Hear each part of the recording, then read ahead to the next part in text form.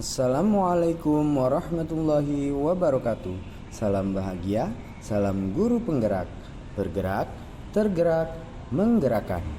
Perkenalkan, saya Rosin Juman, calon guru penggerak angkatan 10, kelas 063 dari SMP Negeri 56 Jakarta, Kota Administrasi Jakarta Selatan.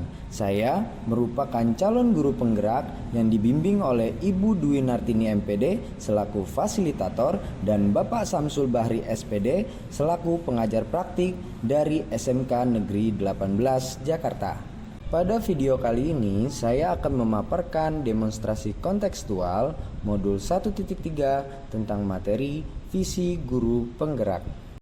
Selamat menyaksikan. Menurut Coprider dan Whitney 2005, inquiry apresiatif adalah suatu filosofi, suatu landasan berpikir yang berfokus pada upaya kolaboratif menemukan hal positif dalam diri seseorang, dalam suatu organisasi dan dunia di sekitarnya, baik di masa lalu, masa kini, maupun masa depan. Secara garis besar, inquiry apresiatif atau EA merupakan pendekatan untuk mengidentifikasi hal baik yang telah ada dalam suatu lingkungan dan mencari cara bagaimana hal tersebut dapat dipertahankan dengan memunculkan strategi untuk mewujudkannya ke arah yang lebih baik. Untuk menerapkan pendekatan inquiry apresiatif atau EA, maka langkah yang dapat diterapkan adalah dengan metode Bagja, yaitu 1. Buat pertanyaan utama, 2. Ambil pelajaran, 3. Gali mimpi, 4. Jabarkan rencana, dan 5. Atur eksekusi. 1. Buat pertanyaan utama, yaitu tahap pertama dalam membuat pertanyaan-pertanyaan untuk menentukan arah penyelidikan, kekuatan, potensi, peluang, dan mendefinisikan tujuan. 2. Ambil pelajaran, yaitu tahap kedua untuk memandu menemukan kekuatan, potensi, peluang lewat penyelidikan dengan cara diskusi kelompok kecil atau besar, survei individu, maupun multi unsur. 3. Gali mimpi, yaitu merupakan tahapan untuk menyusun deskripsi kolektif tentang bayangan masa depan dari masa lalu yang bersifat positif dan mengalokasikan kesempatan untuk berproses bersama, multi unsur, yaitu kapan, di mana, dan siapa saja. 4. Jabarkan rencana, tahapan dalam upaya mengidentifikasi tindakan konkret yang diperlukan untuk menjalankan langkah-langkah kecil sederhana yang dapat dilakukan segera dan langkah berani atau terobosan yang akan memudahkan keseluruhan pencapaian. 5. Atur eksekusi. Pada tahapan akhir dalam menciptakan transformasi rencana menjadi nyata dengan cara menentukan aset yang berperan, menyelaraskan interaksi, dan mendesain jalur komunikasi atau pengelolaan. Berikut ini adalah visi guru penggerak yang saya buat, yaitu mewujudkan generasi cerdas dan berkarakter profil pelajar Pancasila. Dari visi tersebut, maka saya membuat prakarsa perubahan, yaitu meningkatkan kreativitas dan motivasi belajar peserta didik melalui pemanfaatan teknologi. Adapun tahapan Bagja yang telah saya buat terkait visi dan prakarsa perubahan yang telah saya susun yaitu: ke-1, buat pertanyaan utama.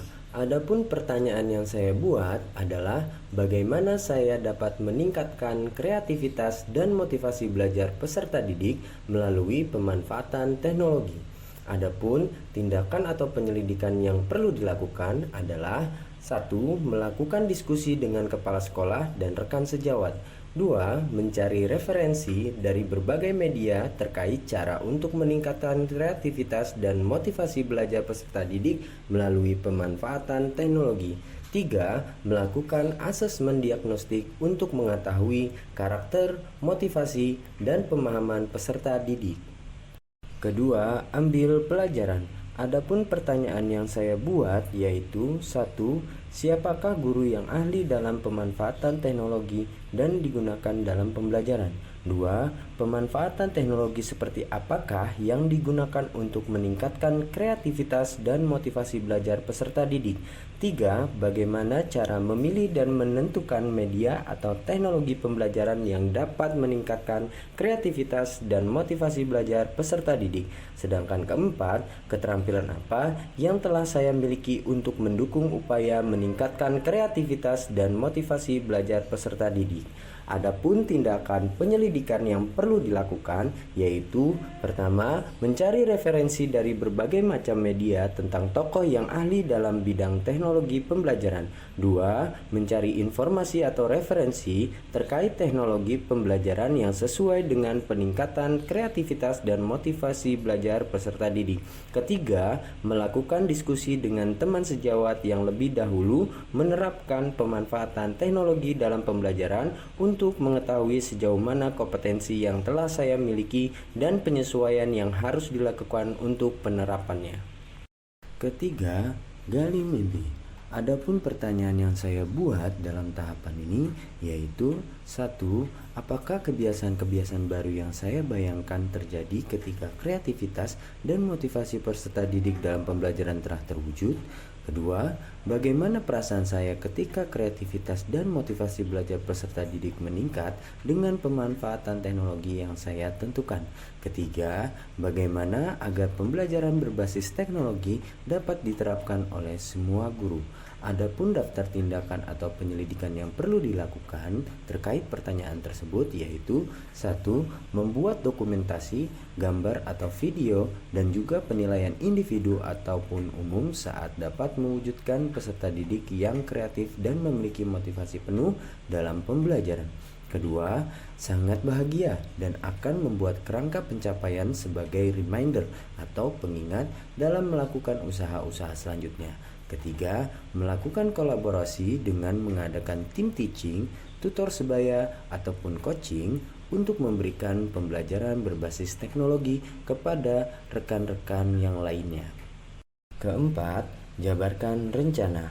Adapun pertanyaan yang saya buat dalam tahapan ini adalah 1. Apa langkah-langkah yang dapat digunakan untuk memulai membiasakan pemanfaatan teknologi dalam pembelajaran? Kedua, apa media yang digunakan dalam pembelajaran berbasis teknologi?